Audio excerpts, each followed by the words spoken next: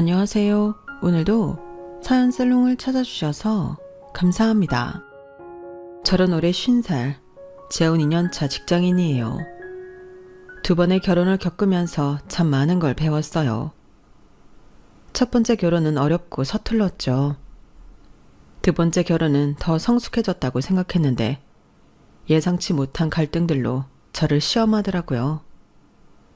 돌이켜보면 첫 번째 결혼은 시작부터 어긋났던 것 같아요. 제 첫 번째 결혼은 22살, 대학교 3학년 때였어요. 그때 만난 사람은 복학생 선배였죠. 같은 과 수업에서 처음 그를 본 순간 저는 빠져들고 말았어요. 선배는 키도 크고 잘생겼고 학교 생활에선 늘 사람들에게 둘러싸여 있었어요. 처음엔 다가가기 조차 어려웠는데 같은 팀으로 과제를 하면서 자연스럽게 대화를 시작했죠. 이 부분은 네가 더 잘할 수 있을 것 같은데 깔끔하게 정리하는 거 너 진짜 잘하더라. 저에게 칭찬을 건넬 때마다 심장이 뛰었고 어느새 선배의 말과 행동 하나하나에 설레고 있었어요. 그렇게 우리는 점점 가까워졌고 결국 연애를 시작했죠. 그때 저는 세상이 제 편인 것 같았어요. 그 사람은 졸업을 앞둔 복학생이라 조금 더 어른스러워 보였고 저를 아껴주는 것처럼 보였으니까요.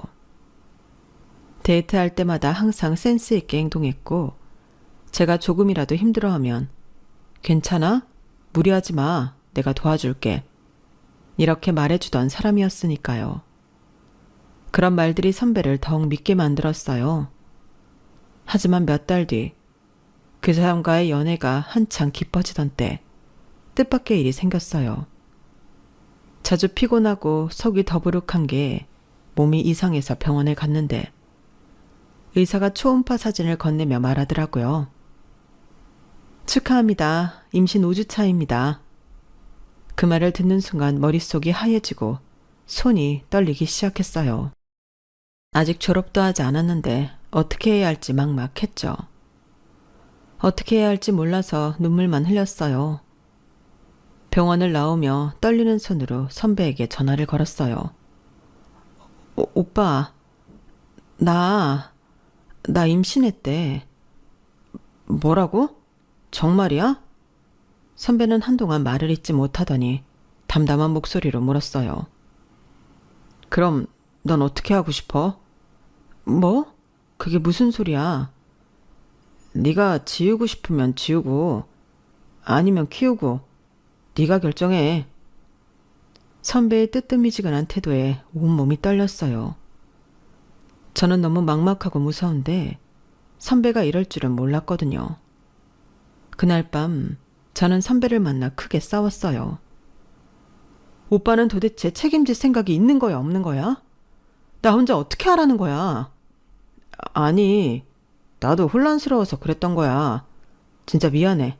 내가 잘못했어. 제발 화 풀어. 내가 다 책임질게. 선배는 절절히 매달리며 사과했고 울먹이는 목소리로 저를 붙잡았어요. 제발 믿어줘. 우리 결혼하자. 내가 끝까지 너랑 아이를 책임질게. 선배의 눈물 섞인 사과와 함께 뜻밖의 착언을 들으니 마음이 조금씩 풀리더라고요. 하지만 부모님께 말씀드리는 건 정말 큰 고비였어요. 연애한 지 겨우 6개월 된 남자와 결혼한다는 말을 듣고 부모님은 완전히 뒤집어졌어요. 네가 지금 무슨 소리라는 거야? 연애한 지 얼마나 됐다고 결혼이라니. 정신 차려. 아빠, 저 임신했어요. 그래서 결혼하려고요. 엄마는 충격을 받은 얼굴로 손으로 입을 가리고 눈물을 글썽였고 아빠는 한숨을 쉬며 소리를 질렀어요. 그 남자가 다 책임지겠다고 했다고? 겨우 그런 말 믿고 내 인생을 망치겠다고? 그게 네가 생각하던 결혼이야? 이건 아무리 생각해도 네가 감당 못할 일이야. 당장 헤어져. 엄마도 한참 말씀이 없으시더니 차분하게 말을 꺼냈어요. 네가 정말 아이를 지우는 게 무서워서 그런 거니? 아니면 그 사람을 믿고 싶은 거니? 무서워서 결혼을 선택하면 나중에 더 후회할 수도 있단다.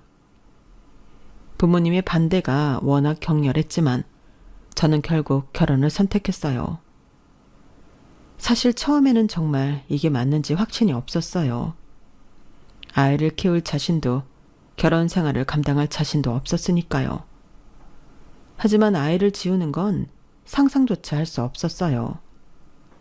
사실은 병원에서 초음파 사진을 보던 그 순간부터 이 아이는 제게 이미 소중한 존재가 되어버렸거든요.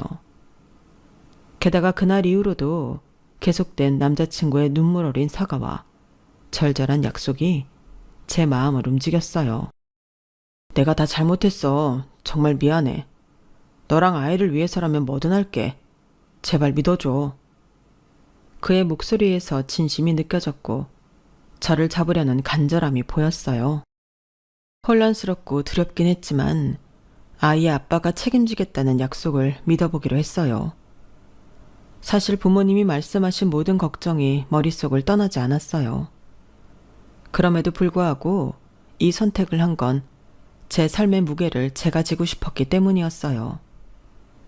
결혼이 힘들더라도 아이와 함께라면 후회하지 않을 거라고 스스로를 다독였어요. 하지만 그 결심은 친구들의 만류로 한 번 더 무너질 뻔했죠. 사실 임신한 뒤로 친구들과의 연락도 끊은 지 좀 됐어서 결혼 소식을 친구들에게 알리기가 두렵더라고요. 아직 청춘을 더 즐겨야 할 때 남들보다 빨리 임신했다는 사실이 부끄럽기도 하고 뭐라고 말해야 할지 몰라서 한참을 숨기다가 용기를 냈죠. 얘들아, 나 결혼해. 뭐? 갑자기 무슨 결혼? 사실 선배 아이를 가졌어. 그래서 우리 아이가 태어나면 결혼하기로 했어. 친구들은 놀란 눈으로 저를 쳐다보다가 한숨을 쉬었어요. 그 선배랑 결혼한다고? 너 그 선배에 대해 제대로 알고 결혼하는 거야? 다 책임진다고 했으니까 믿어볼래. 내가 그러고 싶어. 친구들은 서로 눈치를 보더니 조심스럽게 입을 열었어요. 네가 이미 결심한 것 같아서 더 말리는 것도 이상하겠지만 정말 걱정돼서 한마디만 할게. 선배 여자 문제로 유명한 건 알고 있는 거지? 전에 그 선배 때문에 휴학한 사람도 있었고 학기 초에 같이 수업 들은 후배도 선배 때문에 학교 못 나오고 그랬잖아. 그런데 하필 그런 사람과 결혼이라니. 어려운 얘기지만 지금이라도 생각을 바꾸는 게 어때? 그동안 학교 친구들 사이에서 퍼지던 소문에는 워낙 관심이 없던 터라 선배가 그런 이미지였다는 걸 그때 처음 알았어요. 친구들의 말을 들으니 머리가 멍해졌지만 이미 돌이킬 수 없는 상황이었어요. 그래도 나라면 다르지 않을까. 아이를 가졌으니 좀 특별하지 않을까. 여전히 저를 향한 선배의 다정함이 진심이라고 믿고 싶었고 주변의 걱정을 뒤로한 채 결혼을 선택했어요. 결혼식은 조촐하게 치렀어요. 양가의 분위기가 냉랭했지만 저는 신경 쓰지 않으려 했어요. 앞으로 아이와 함께 행복한 가정을 꾸리는 게 제게 가장 중요한 일이었으니까요. 남편은 결혼식장에서 제 손을 꼭 잡으며 약속했죠. 우리가 잘해 나가자. 내가 책임질게. 그 말을 믿고 저는 모든 걸 내려놓고 남편과 아이에게 집중하기로 했어요. 하지만 결혼 생활은 처음부터 생각처럼 쉽지 않았어요. 결혼 후 임신한 동안 남편은 나름대로 노력했어요. 아이가 뱃속에서 자라는 동안 남편은 집안일도 거들고 제가 입덧으로 힘들어하면 야식을 사오거나 허리도 주물러줬어요. 조금만 참아. 우리 아이 태어나면 너랑 우리 딸 행복하게 해줄 거야. 남편의 다정한 말과 행동은 저를 조금씩 안심시켰고 이 결혼을 선택한 게 틀리지 않았다고 믿고 싶게 만들었죠.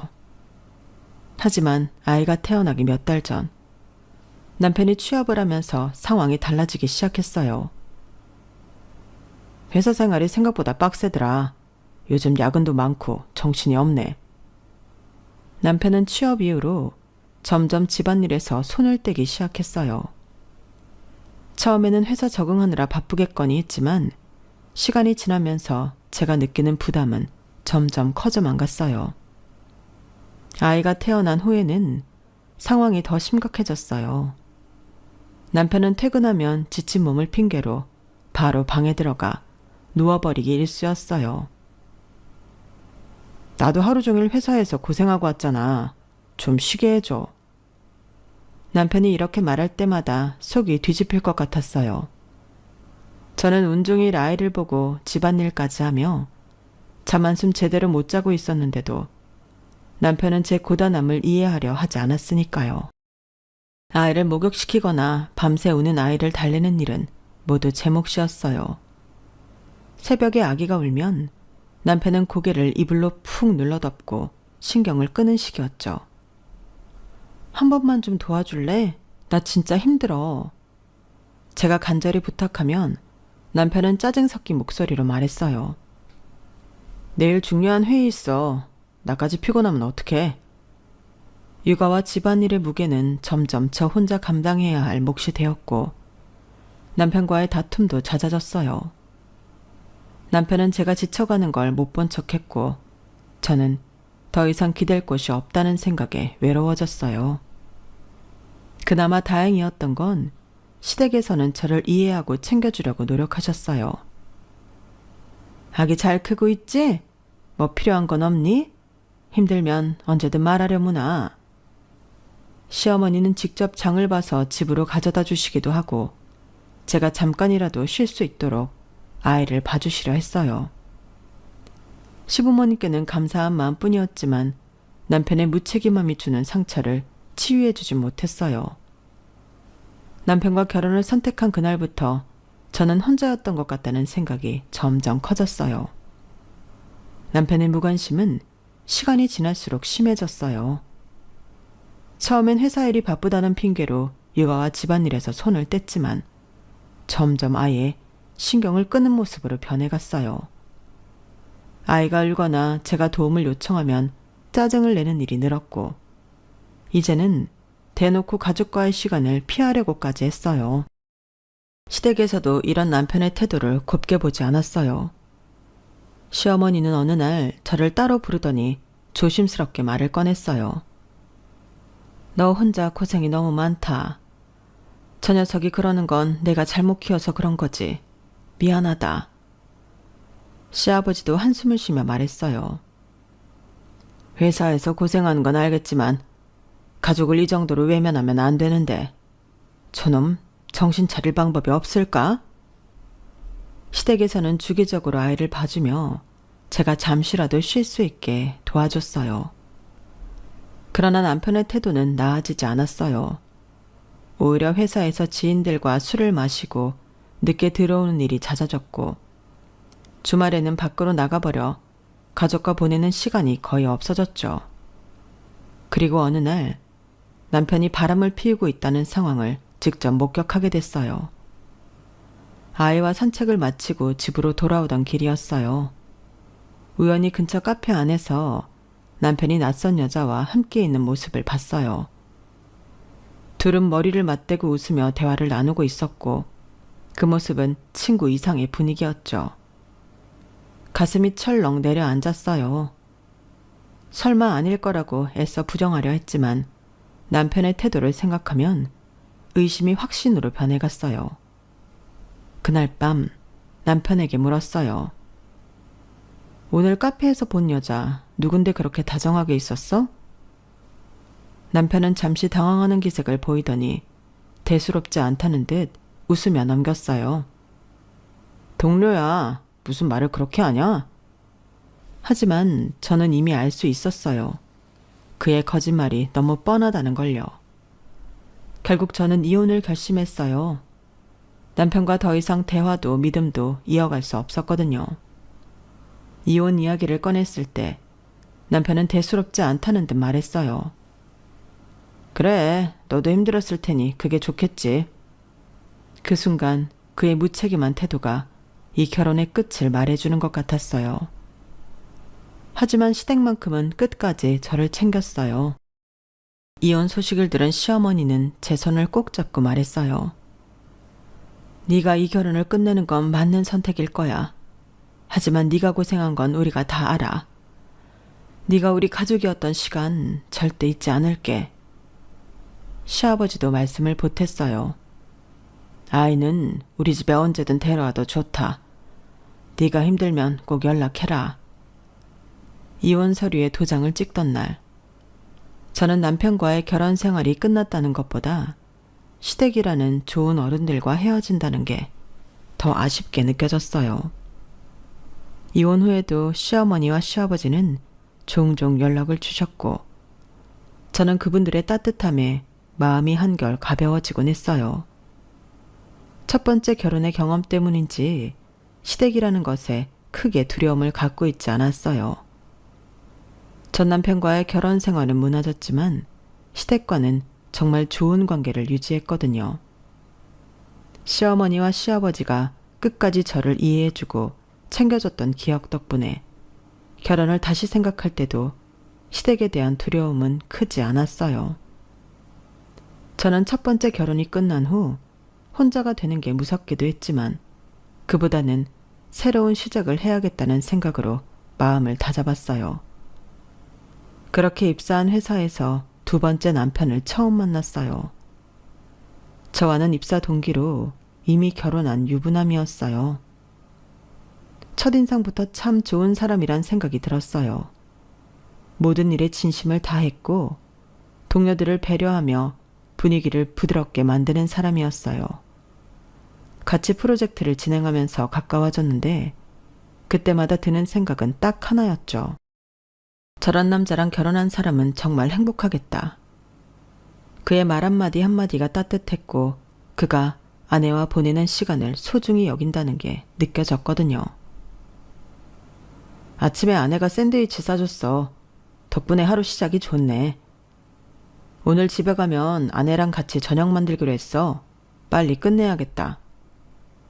그런 말을 들을 때면 저는 가끔 첫 번째 결혼을 떠올리며 부러운 마음이 들기도 했죠.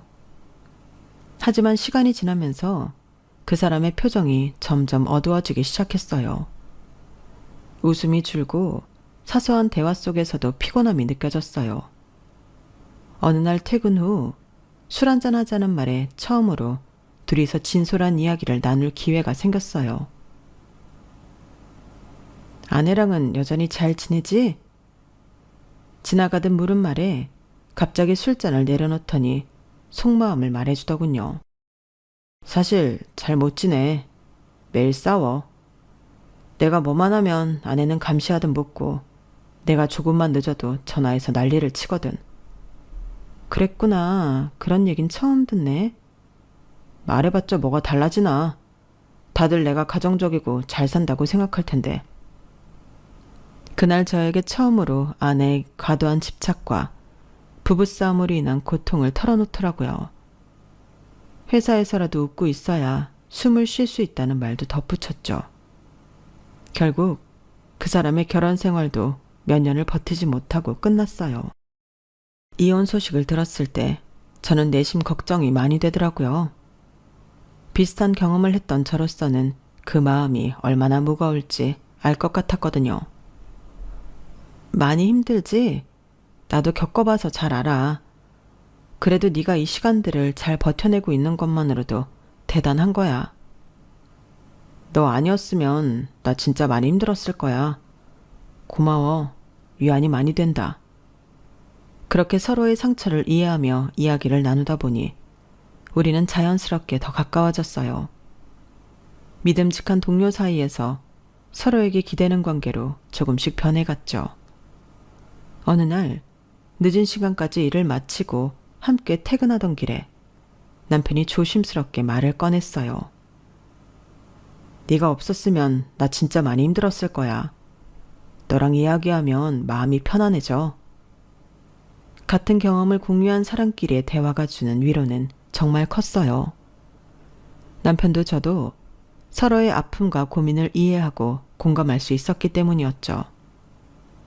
서로의 존재가 점점 소중해지면서 자연스럽게 식사 약속이나 개인적인 시간을 함께 보내는 일도 많아졌어요.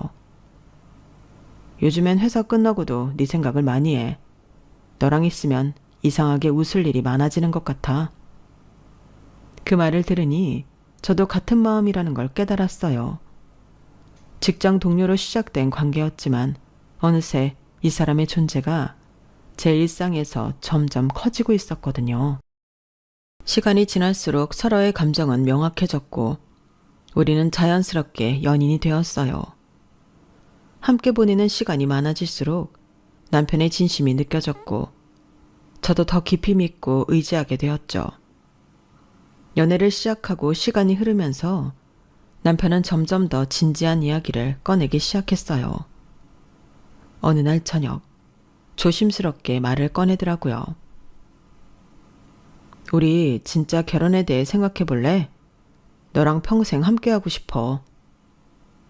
그 말에 마음이 설렜지만 동시에 복잡한 생각이 들었어요. 첫 번째 결혼의 기억이 아직 제 안에 남아있었기 때문이었죠. 결혼 이야기가 구체적으로 오가던 중 남편은 자신의 첫 번째 결혼에 대해 더 솔직하게 털어놓았어요. 사실 우리 집에서 내 재혼을 그렇게 반기지 않을지도 몰라. 첫 결혼 때 우리 가족이 많이 힘들었거든. 남편은 과거 아내의 집착과 문제들로 인해 시댁 전체가 큰 스트레스를 받았다고 이야기했어요. 전 부인은 너무 집착이 심해서 내가 집에 조금만 늦어도 부모님께 전화를 걸어서 난리를 쳤어. 그리고 우리 부모님이 뭘 해도 항상 불만이었고 결국 모든 관계가 엉망이 됐지. 남편의 얼굴에 어두운 표정이 서리자 저도 예비시댁이 겪었을 스트레스를 이해할 수 있을 것 같았어요. 우리 부모님은 그 기억 때문에 내 재혼을 쉽게 받아들이지 못할 수도 있어. 하지만 너는 다르다는 걸 보여주고 싶어. 우리 부모님도 널 보면 분명히 마음을 열 거야. 남편의 진심이 느껴졌고 저는 오히려 그런 배려가 고맙게 느껴졌어요.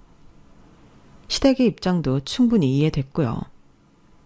하지만 결혼은 결국 두 사람이 함께 만들어가는 것이고 이런 어려움 정도는 극복할 수 있을 거라는 생각이 들었어요. 어느 날 시댁을 찾아가 인사를 드리게 되었어요. 긴장이 됐지만 옆에 누구보다 제 편인 남편이 있으니 괜찮겠지 하고 마음을 다잡았죠. 집에 들어서자 시어머니와 시아버지는 반갑게 맞아주는 듯 했어요.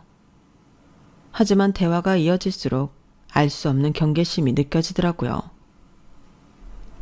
솔직히 말하면 아들이 결혼을 또 하겠다고 해서 놀랐단다. 네가 어떤 사람인지는 천천히 알아봐야겠지. 그 말에는 분명 예의가 담겨 있었지만 쉽게 받아들일 수 없다는 뉘앙스가 느껴졌어요. 그날 저녁 저는 예비시댁 분위기를 조금 더 알아보려 노력했어요. 그런데 형님이 등장하면서 분위기가 묘하게 바뀌었어요. 형님은 아주버님과는 15살이나 차이가 나는 분이셨어요. 저와는 10살이나 차이가 나서 한참 동생처럼 보였죠. 하지만 저보다 어린 나이에도 시댁에서 마치 딸처럼 시부모님을 잘 모시더라고요. 어머니, 제가 이거 준비했어요. 어제 산 과일인데 엄청 맛있더라고요. 형님이 밝게 웃으며 과일을 건네자 시어머니와 시아버지는 환한 얼굴로 형님을 바라봤어요. 네가 또 이렇게 우리를 싹싹하게 챙기는구나. 너만 있으면 우리 집이 더 화사해진다. 그 말에 자연스럽게 미소를 지었지만 묘한 감정이 들었어요. 형님이 가족 안에서 차지하는 자리는 단순한 며느리 이상의 무언가처럼 보였거든요. 형님은 가끔 저를 힐끗 쳐다보면서도 크게 대화를 걸진 않았어요. 그렇지만 대화가 오갈 때마다 형님이 말끝마다 시댁의 분위기를 주도하고 있다는 걸 느낄 수 있었어요. 어머니, 이번에 제가 추천한 그 가구 사셨죠? 진짜 잘 어울리더라고요. 다음에도 제가 골라드릴게요.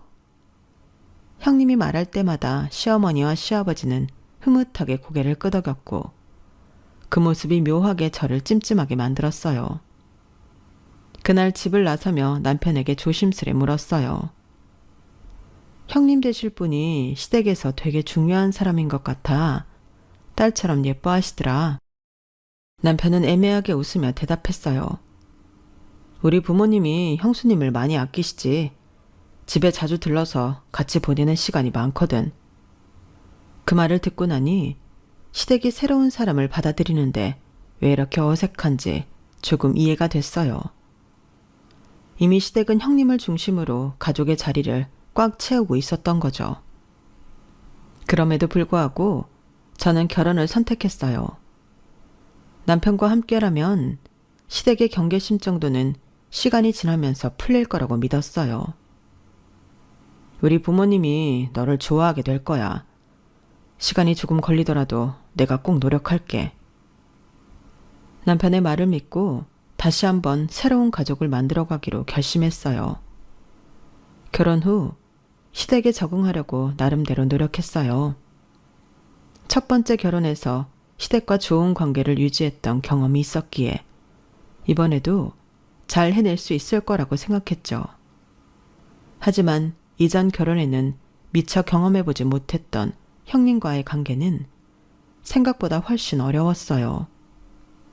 형님은 저보다 10살이나 어렸고 시댁에서 장남의 아내라는 이유로 눈에 보이지 않는 권위를 누리고 있었어요.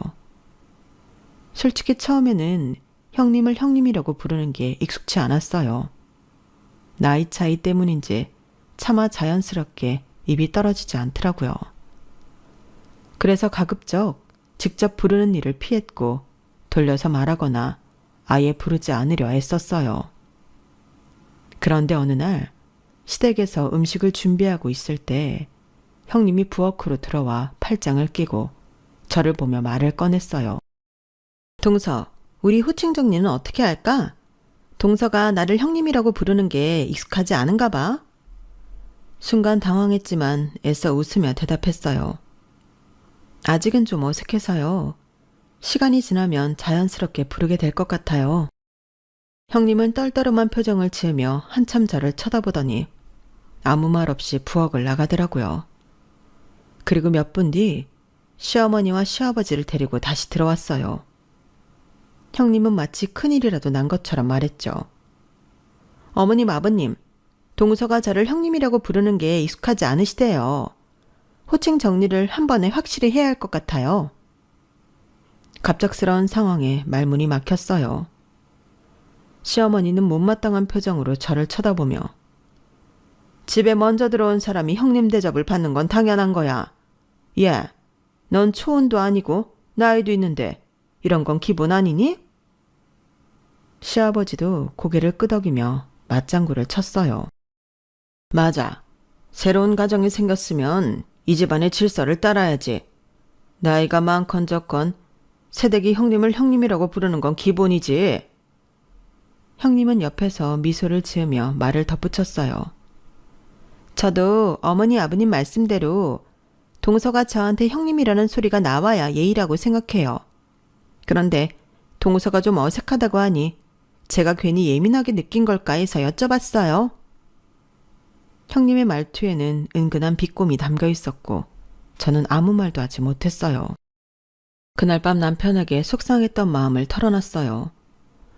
오늘 너무 속상했어. 형님이 왜 굳이 시부모님까지 끌어들여서 이런 상황을 만든 건지 모르겠어.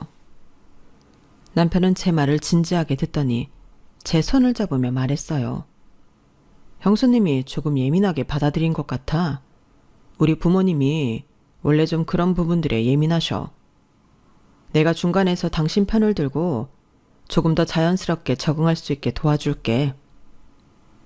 남편의 다정한 말에 조금은 위로가 됐지만 여전히 답답한 마음이 남았어요. 형님과의 관계는 앞으로 더 어려워질 것만 같은 불길한 예감이 들었거든요. 처음에는 형님이 저에게 기본적인 예의를 지키는 것처럼 보였어요. 시댁에서 만난 첫날, 형님은 시부모님 앞에서 친절한 미소를 지으며 존댓말로 대화를 이어갔어요.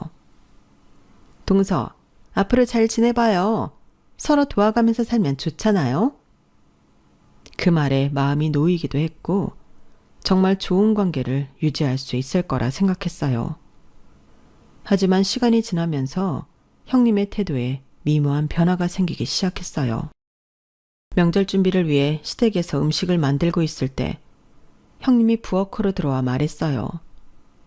동서는 나이가 있으시니까 이런 거 잘하시겠죠? 난 아직 이런 거 잘 못해서. 처음엔 별 생각 없이 넘겼어요.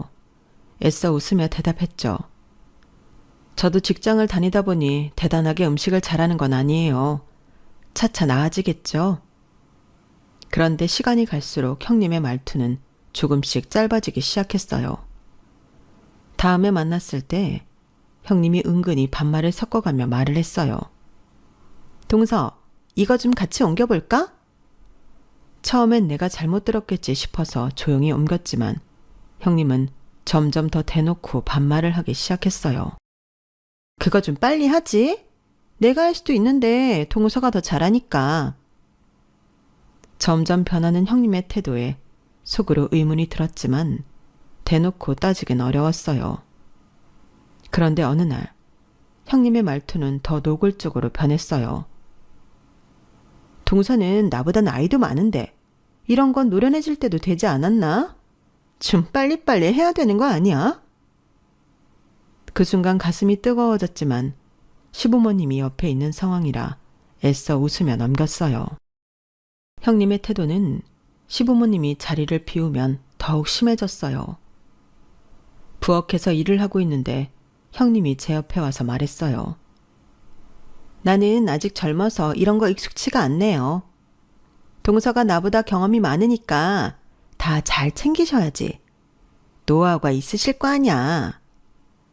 그 말을 듣는 순간 참을 수 없었어요. 조용히 형님에게 물었죠. 형님, 제가 뭔가 잘못했나요? 왜 저한테 이런 식으로 말씀하세요? 형님은 태연하게 웃으며 대답했어요.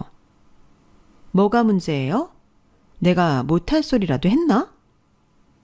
형님의 무례한 태도는 남편이 없을 때 더욱 심해졌지만 남편이 있을 때는 어김없이 다정한 태도를 유지했어요. 남편에게 이런 상황을 털어놓았을 때도 남편은 쉽게 믿지 못하더라고요. 형수님이 그랬다고? 내 앞에서는 그런 적이 없어서 그런가? 상상이 안 가. 남편의 반응에 더 큰 답답함이 밀려왔어요. 형님이 두 얼굴을 가진 사람처럼 느껴졌고 이 모든 상황을 제가 혼자 견뎌야 하나 싶은 생각에 고립감이 커졌어요. 시간이 갈수록 형님은 점점 더 선을 넘기 시작했어요. 처음엔 부엌에서 시작된 짧은 말투가 거실로 이어졌고 이제는 가족들 앞에서도 대놓고 무시하는 말들을 하기 시작했죠. 명절날 시댁에 모여 음식을 준비하던 중 형님이 제게 말을 걸었어요. 동서, 이런 건 미리 손질을 해놨어야지. 몇 번을 말해 알아듣나? 처음엔 제가 잘못 들은 건가 싶었지만 형님의 말투는 점점 더 노골적으로 변했어요. 저녁 식사 자리에서 형님은 가족들 앞에서도 말을 짧게 하기 시작했어요. 역시 동서는 한번 갔다 온 사람이라 그런가? 요리 맛이 좋다니까? 가족들 앞에서 선을 넘는 말투였지만 아무도 이를 문제 삼지 않았어요. 심지어 시어머니는 형님의 말을 듣고 웃으며 맞장구 쳤어요. 우리 작은댁 며느리가 요리는 괜찮게 하니까 걱정이 없구나. 큰데 가기는 아직 배우는 중이니까. 참다 못한 저는 형님에게 조심스럽게 말했어요. 형님, 저한테 왜 이렇게 말씀하세요? 제가 뭔가 잘못한 게 있나요? 형님은 아무렇지 않은 얼굴로 대답했어요. 내가 뭘? 뭘이라고 하시면 제가 뭐라 말씀드려야 할지 모르겠는데 저도 예의를 지키는 만큼 형님께서도 제게 최소한의 예의는 지켜주셨으면 해요. 그러니까 무슨 예의? 웬만하면 서로 존칭을 했으면 좋겠는데요. 나이 차이도 좀 있고. 뭐? 아니, 동서가 너무 예민하게 받아들이는 거 아니야?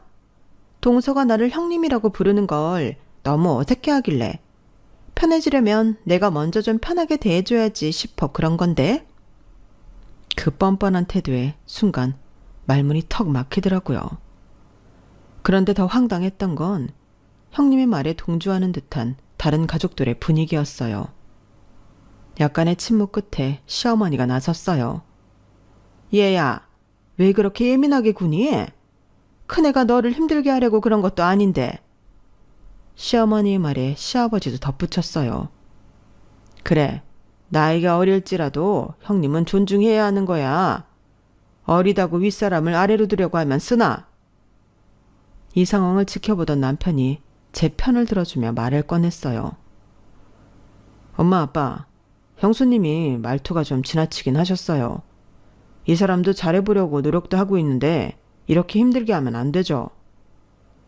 하지만 남편의 말이 끝나기가 무섭게 아주버님이 나섰어요.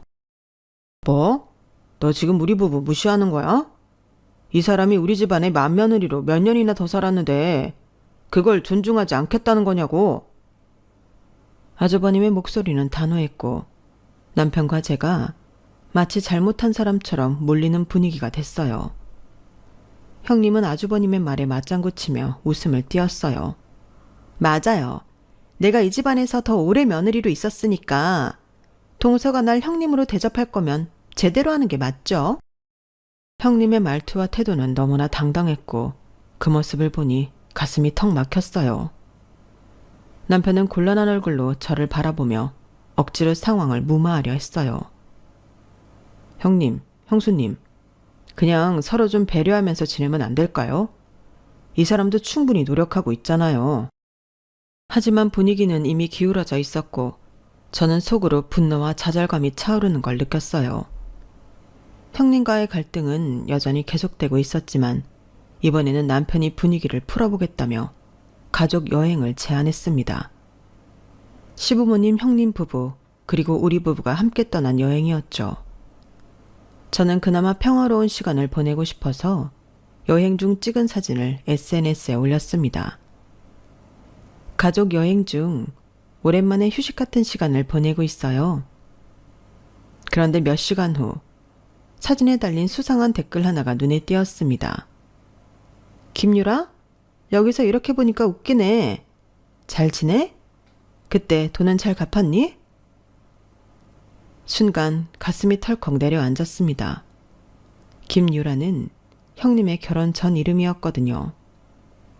그런데 이 댓글을 남긴 사람은 형님과 무슨 연관이 있는 걸까 싶더라고요.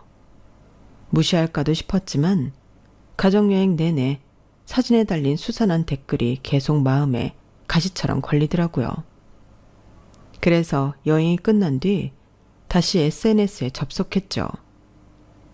댓글을 단 사람의 프로필을 살펴보니 화려한 술자리 사진과 고급스러운 업소 분위기를 담은 글들이 눈에 띄었어요. 이 사람과 형님이 어떤 관계인지 궁금해지더라고요. 그래서 결국 저는 직접 메시지를 보냈어요. 안녕하세요. 혹시 제 사진에 달아주신 댓글에 관해 여쭤보고 싶은 게 있는데요. 김유라라는 분을 아시는 것 같았어요. 곧장 답장이 왔습니다. 네, 제가 아는 김유라 맞는 것 같은데요. 혹시 그분이 지금 사진 속에 있는 분인가요? 저는 조심스럽게 대답했습니다. 네, 저희 가족이세요.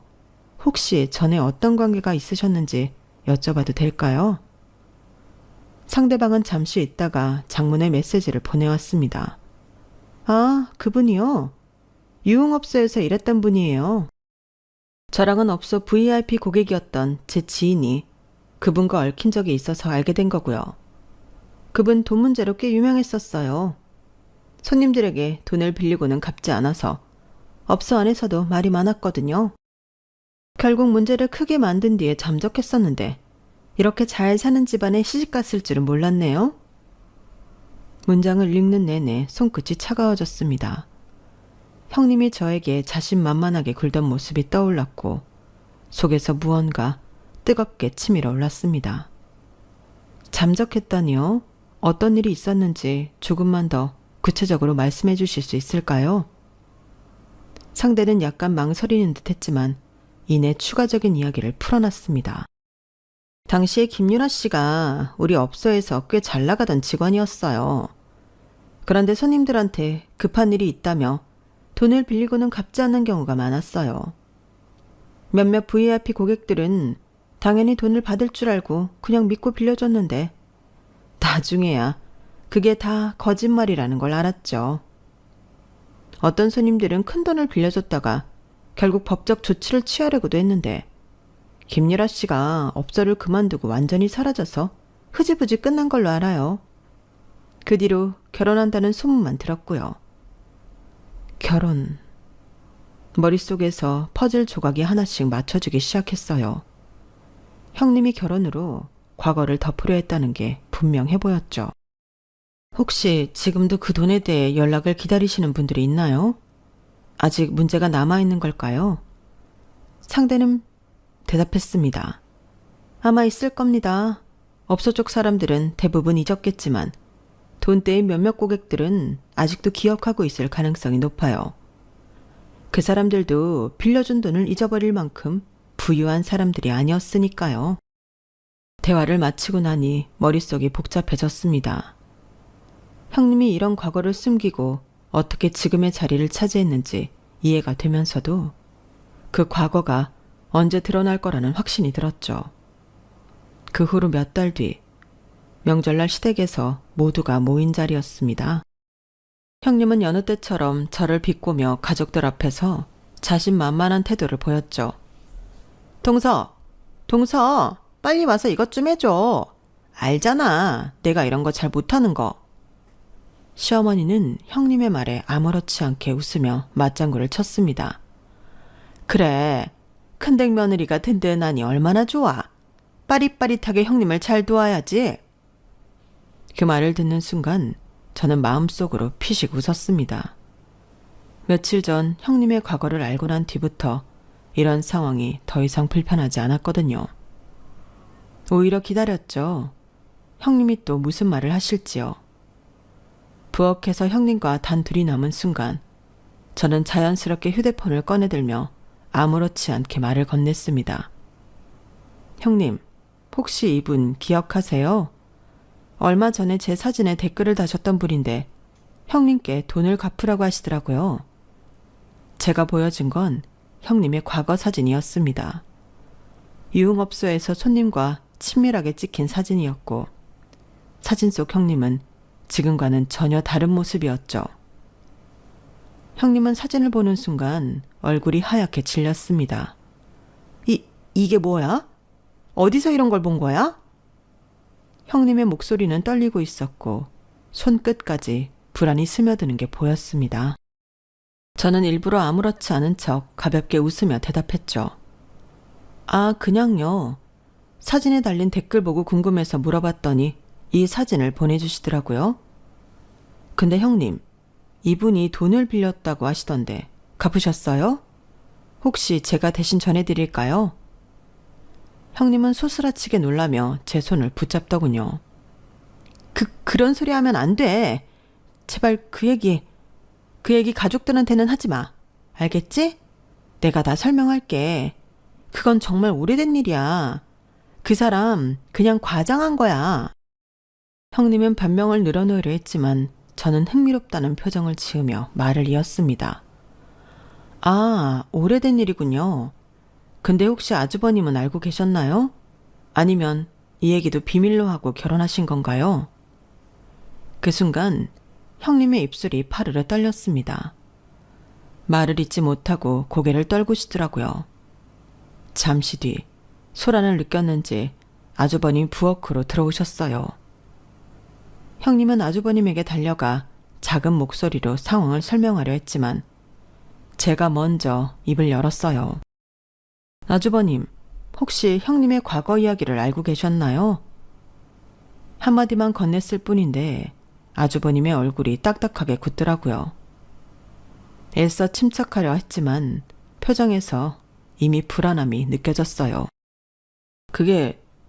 그런 이야기를 지금 왜 꺼내는 거야? 옛날 일이잖아. 그리고 유라는 지금 우리 가족의 일원이고 그런 과거는 중요한 게 아니야. 중요하지 않으셨으면 형님이 아까 저를 붙잡고 제발 가족들한테 말하지 말아달라고 하시진 않을 것 같은데요. 제가 명확히 꼬집은 모양인지 두 분께서는 갑자기 말이 없어지더군요. 그제서야 제가 원하는 걸 말할 기회가 왔죠. 제가 굳이 이 이야기를 가족들 앞에서 꺼내지는 않을게요. 대신 형님과 아주버님께 부탁드릴 게 있어요. 앞으로 저를 깎아내리거나 무시하는 행동은 없었으면 좋겠습니다. 형님이 저를 존중하시면 저도 형님을 존중할 수 있을 것 같아요. 많이 두렵기는 했는지 형님은 눈물이 맺힌 얼굴로 고개를 숙이며 사과하시더군요. 미안해. 내가 잘못했어. 내가 너무 너한테 심했어. 앞으로는 정말 그런 일 없을 거야. 아주버님도 한숨을 쉬며 제게 고개를 숙였습니다. 우리가 잘못했다. 유라가 가끔 선을 넘는 말이나 행동을 했던 건 나도 알고 있었어. 이제 그런 일 없도록 할게. 미안하다. 그날 이후 형님은 완전히 달라졌습니다. 더 이상 저를 무시하거나 깎아내리는 말을 하지 않았고 오히려 저에게 잘하려는 모습이 보였죠. 두 분께서 절 대하는 태도가 바뀌니 시댁에 방문하는 일은 더 이상 문제가 되지 않았어요. 참 여기까지 오기 다사다난했지만 이 일을 겪으면서 한 가지를 깨달은 게 있어요. 형님은 저를 깎아내리며 자신의 위치를 지키려 했지만 그런 태도는 결국 스스로를 무너뜨릴 뿐이라는 걸 느꼈어요. 저는 더 이상 참기만 하지 않고 제 자리를 지키기 위해 용기를 낸 덕분에 시댁에서의 관계를 바로 잡을 수 있었던 것 같아요. 이제 시댁에서도 제 자리를 지키며 제 목소리를 낼 수 있게 돼서 정말 후련하고 마음이 한결 편해졌답니다. 이제 더 잘 살아보려고 합니다. 제 이야기는 여기까지예요. 들어주셔서 고맙습니다. 가족과 항상 행복하세요. 여러분, 사연 댓글에 응원과 현명한 조언 부탁드려요. 좋아요와 구독은 저에게 큰 힘이 됩니다. 오늘도 좋은 일 가득하세요.